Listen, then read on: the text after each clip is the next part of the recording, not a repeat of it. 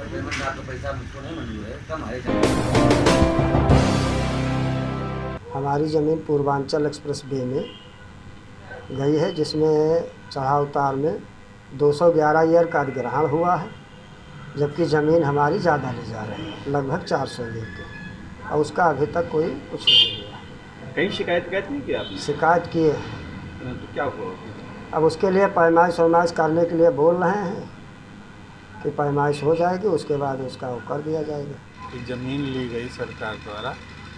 ज़मीन में हलियापुर का सर्किल रेट 4500 था मूलतः, लेकिन ये सामान्य वो था सर्किल रेट। रोड के किनारे का अलग से था, सेक्टर रोड के साथ अलग से था, चक रोड के साथ अलग से था।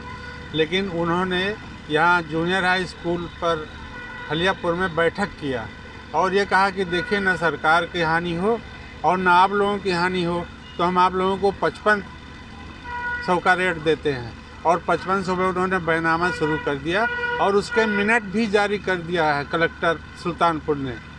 लेकिन बाद में जब ये 25 मई वो 15 मई 17 को ये बैनामा शुरू कर दिया और 6 जून 17 को उसको कैंसिल कर दिया कि अब ये रेट नहीं, सबको 4500 में दिया जाएगा।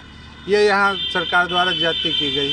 उस पर जो है कई रिट भी पड़ी हुई है, 4-5 रिट हाई कोर्ट में है और फाइनल जजमेंट में है और वो तारीख नहीं लग पा रही है। आधा जजमेंट लिखा हुआ छूटा हुआ है चीफ जस्टिस द्वारा। ये पूर्वांचल एक्सप्रेस वे के लिए हमारी ज़मीन ली 290 ईयर, उसको लिया 7 नवंबर 2020 में। उसमें राई सरसों आदि की फसल बोई हुई थी, लेकिन ज़िले के आला अफसरों ने ज़बरदस्ती पहुंचकर अटेंडेंट मतलब एक बैग पूरी हमारी ज़मीन पर बांस बल्ली को तोड़ के कब्जा कर लिया। मना करने पर मतलब बंद करने की धमकी दी और 1 साल से ज़्यादा बीत गया, अभी तक पैसा भी नहीं आया। और पैसा जो देने के लिए कह रहे हैं वो ये कह रहे हैं कि तुमको जो आम रेट मिला है सबको, मतलब सड़क से दूर जो मिलता है वही देंगे, जबकि हमारा ये गाटा संख्या 506 जो है ये हमारा रोड से 100 मीटर के अंदर है। हमें रोड मतलब इस NHI 330 NH के अंदर है, हमें उस रेट पे पैसा देना चाहिए उनको। लेकिन पैसा देने के बाद क्या, साल भर बीत गया, अभी ना गजट हुआ ना पैसा मिला, कुछ भी नहीं हो रहा उस पर।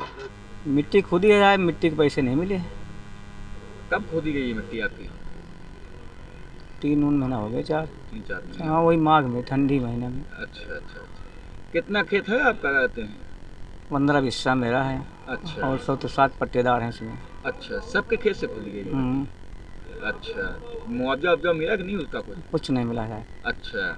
हमारे चाचा जी की 6 बिस्सा ज़मीन थी और वो ज़मीन में 9 फीट मिट्टी निकल चुकी है, उसका पैसा अभी तक मिला नहीं है। शुरुआती दौर में मिट्टी निकाली गई थी, अब हम क्या कर सकते हैं उस ज़मीन में, पैसा भी नहीं मिला अभी।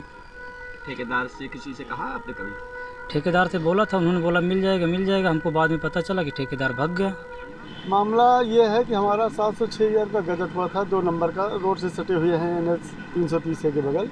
1125 और 1126 दो गाटा संख्या है और इन दोनों में ये करीब हमारा 1300 कुछ ईयर का चेक है और इसमें 706 ईयर गजट किया था। उस हिसाब से हमारा करीब ये 600 ईयर बनना चाहिए, 550-600 ईयर। और ये ज़मीन जितना ले लिए हैं, जितना ये कब्जा मांग रहे हैं, उस हिसाब से हमारी ज़मीन कुल 3-3.5 बीघे, मतलब 3-350 ईयर बच रही है। और ये ना तो लेखपाल तैयार हो रहा है उसको नापने के लिए। 2-3 बार हमने कंप्लेन किया, एक बार लेखपाल गया, 1 नंबर नाप 1125 चला आया, 1126 सड़क से सटा हुआ है, उसमें बोला कि भैया नाला वाला गया है, ये अभी समझ में नहीं आ रहा, बाद में आएंगे। किसानों का लाभ भी हुआ है, लेकिन वहीं पे इसका सबसे बड़ा दुष्परिणाम ये हुआ है कि किसान किसी भी तरह से अपनी खेती करके वो फसल उपजा करके उसको जो है जाके क्रय विक्रय करता है, लेकिन उसके बजाय आज आप देख रहे हैं कि जो प्रभावित किसान था पूर्वांचल एक्सप्रेस वे पर, वो कोर्ट कचहरी के चक्कर लगा रहा है, उसको सही मुआवजा नहीं मिला है। कहीं कहीं पर तो ऐसी चीज़ें सुनने में आ रही हैं और मैं देख भी रहा हूँ कि वहाँ पर एक्वायर कुछ ज़्यादा कर लिए लेकिन उसका पेमेंट कम दिए हैं। देश दुनिया की ताज़ा तरीन खबरों से रूबरू होने के लिए सब्सक्राइब कीजिए आपका अपना चैनल NDTV भारत।